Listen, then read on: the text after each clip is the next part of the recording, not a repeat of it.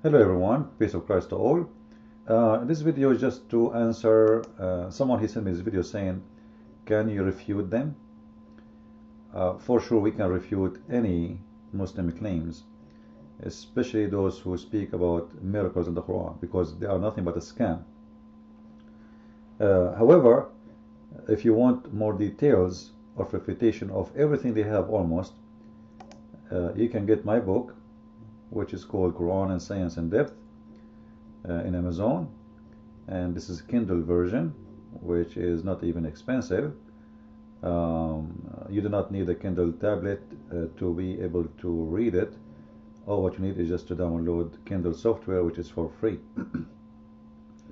And then you can read the book in your computer.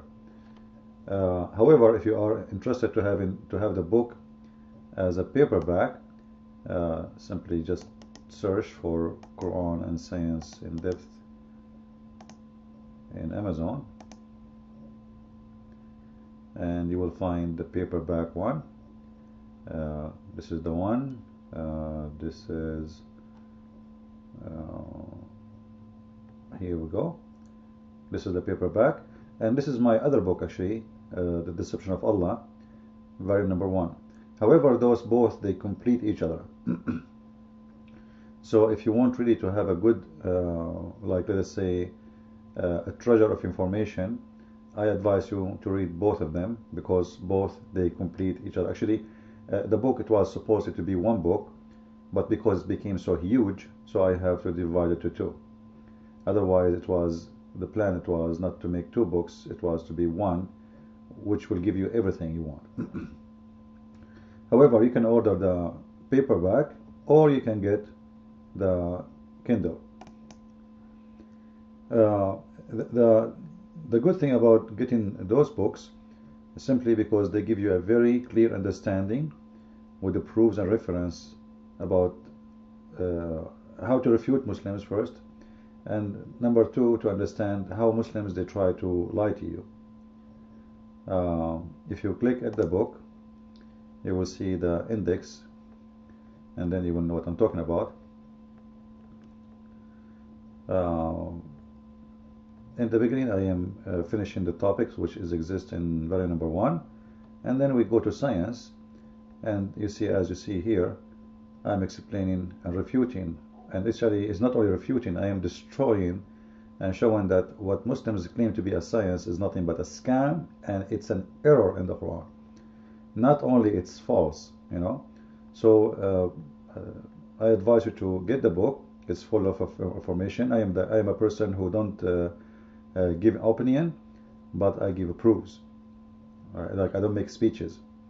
And this is what I will do today in this video regarding the claim the Muslims, they have in the video we saw or sent by this friend to talk about. So let us go there and see this video. So this video simply claim that the Quran speak about the lowest point of the earth. So how the Quran knows such a thing? That will be something astonishing. So let us see what this video is saying, and then we will talk about it.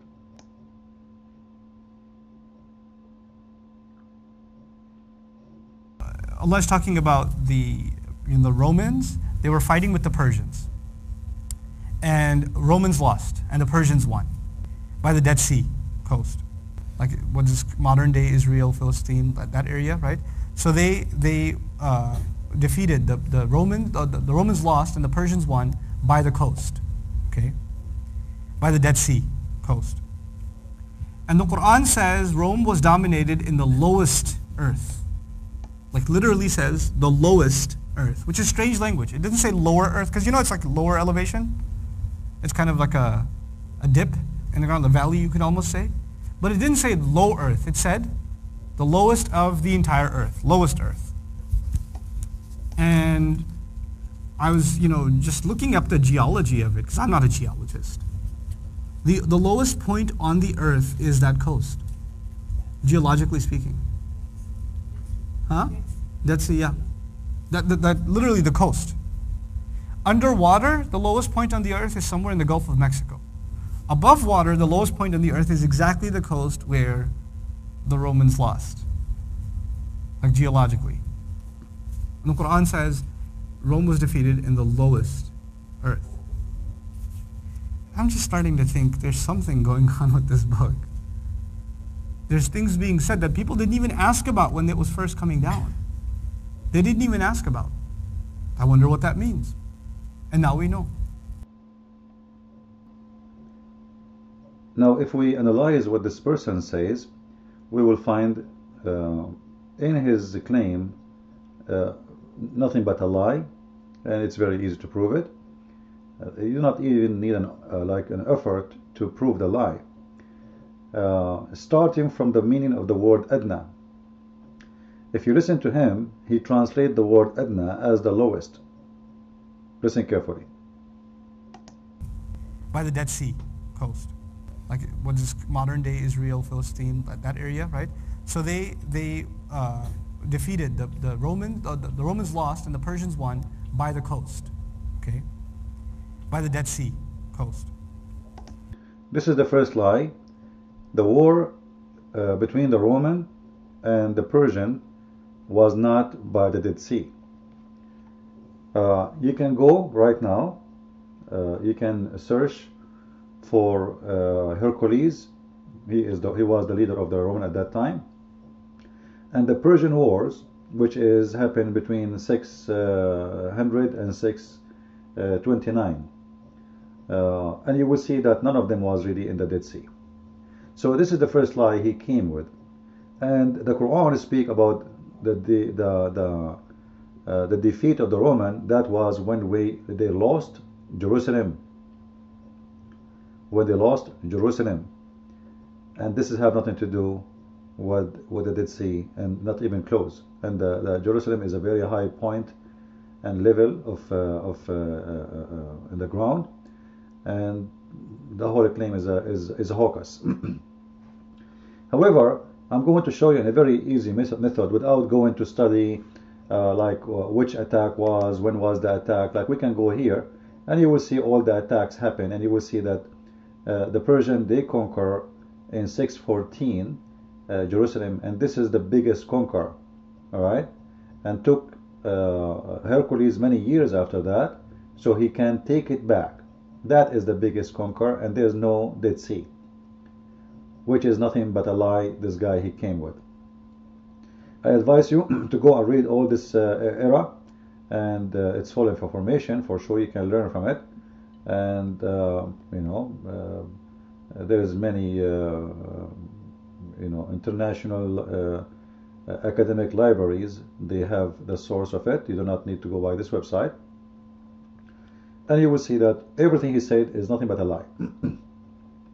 However, I'm not going to go in details as what he mentioned, because I mentioned that in my book, Quran and Science.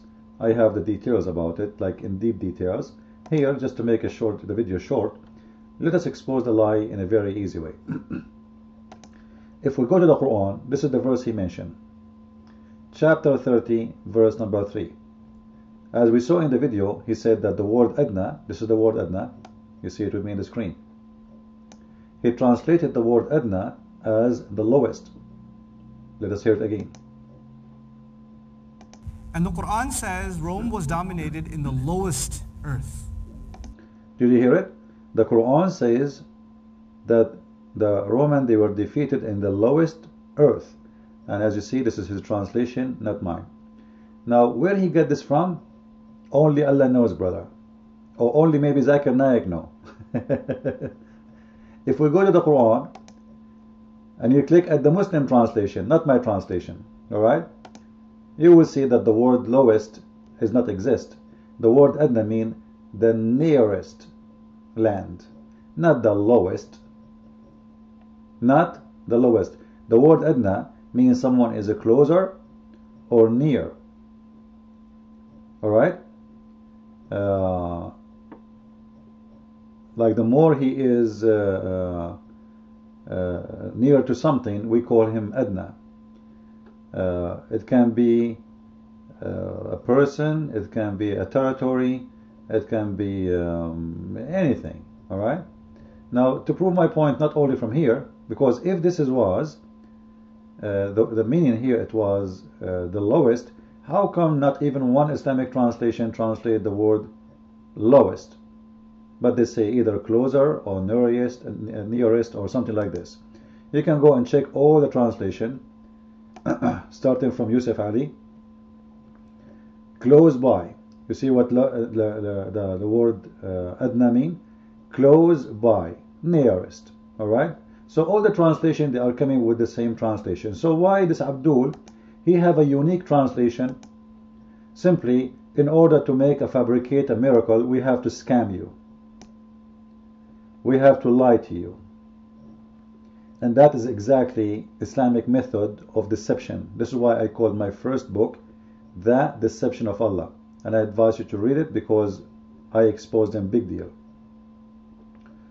So, it's obvious, I do not need really to give it an effort, that this is nothing but a scam. Don't ever trust a Muslim. If we go, like, just to show you, I'm not making things up too, like not only the Muslim translation agree with me. If we go and search the Quran interpretation, because from the interpretation we can find even better meaning or explanation. Here the interpretation made by Jalalain, one of the biggest scholars of Islam. The word adna, this is the word adna, is translated, or in the interpretation is coming as the nearer. You see it? The nearer part of the land.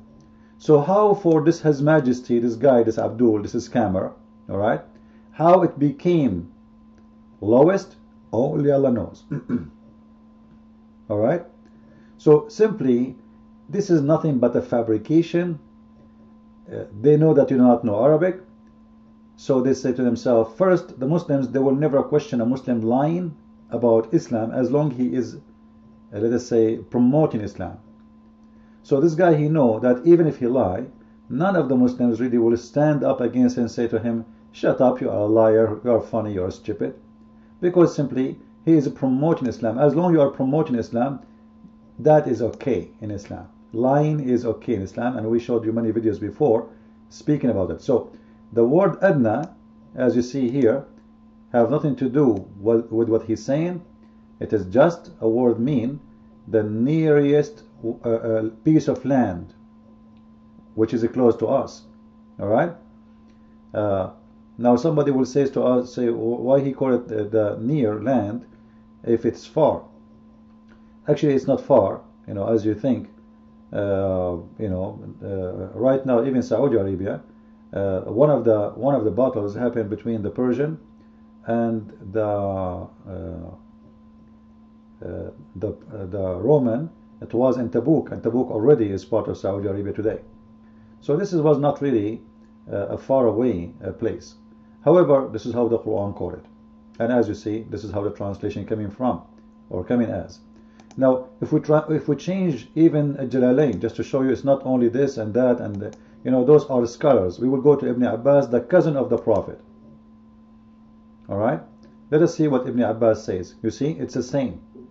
Ibn Abbas is not someone anyone can say he is stupid. He is the only one named by Muhammad, prayed by Muhammad to be a scholar, the only one in the Islamic history. What Ibn Abbas is saying? This is the nearest land. So the word adna have nothing to do with his translation. It's nothing but a fabrication, and Muslims and Islam is nothing but a scam. Now in here, if you read my book, you will see how many mistakes I found in this verse regarding the date, the defeat, the winning.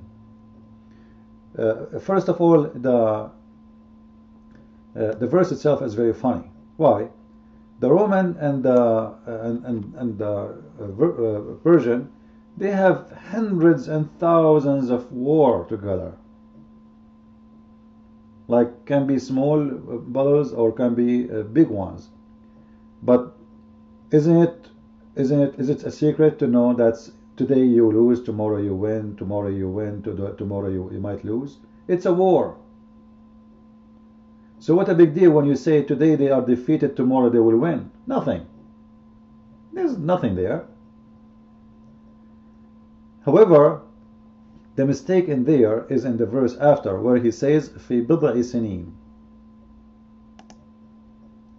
في بضع سنين. If you go to verse,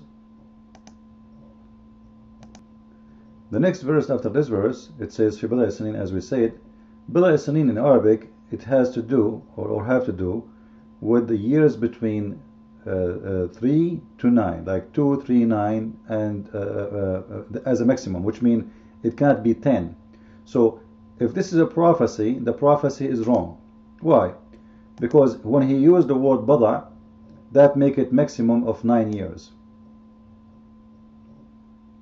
3, 4, 5, 6, 7, 8, 9, that's it, maximum. If it's 10, it's false. If we go and read the history, we will see the following. That they lost Jerusalem in the year 614.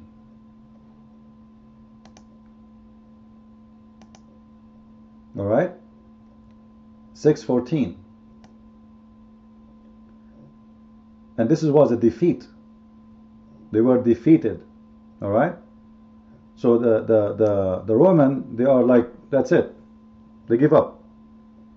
They lost all their army, and they backed down, and it took them many years to prepare themselves to attack again.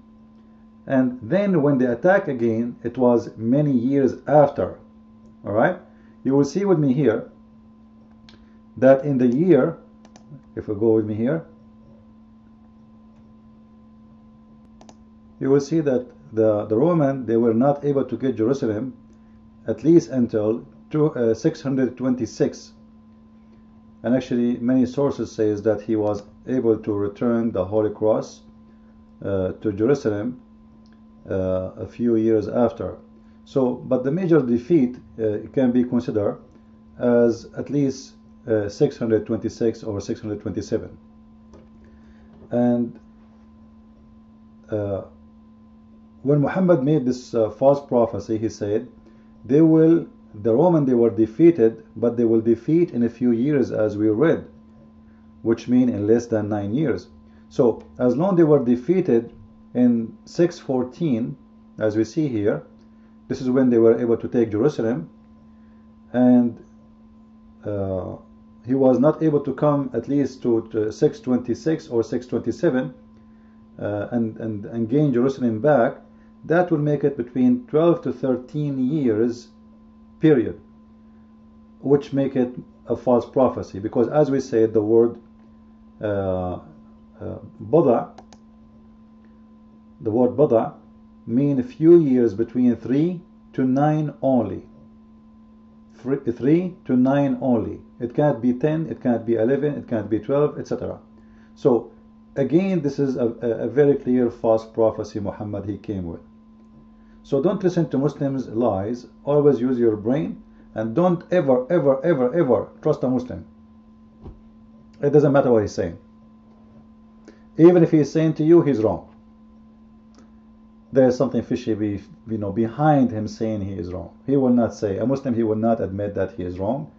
A Muslim, he will not be honest, because we showed you many times in the Quran that Muslims are allowed even to take false oath. And this is one of the verses, chapter 2, verse 2 to 5. You can click at any translation. You will see that Allah will not take Muslims accountable for making false, untruthful oath. Allah judge Muslims by their heart, not by what they say. So a Muslim, he can lie to you, he can even take an oath, as long your intention in your heart is not what you are saying. So the intention for a Muslim when he take an oath or false oath for you is to defend Islam. Therefore, Allah will not take him accountable for what he said. Alright? He can take an oath which is not truthful, simply because he is defending Islam. Because in his heart, his intention is not really to lie as much it is to protect Islam. So don't ever trust a Muslim even if he take an oath, because every oath Muslims they take, when a Muslim he take an oath, it's mean he is lying to you. It's a solution to convince you of their lies. I hope you did enjoy this video. Spread it, share it, and feel free to post it everywhere. And don't forget again to read my books, Quran and Science in Depth, and you can get from Amazon, or you can get The Deception of Allah, which I advise you to read both of them. Thank you very much. Christ is Lord, Islam is false. Amen to that.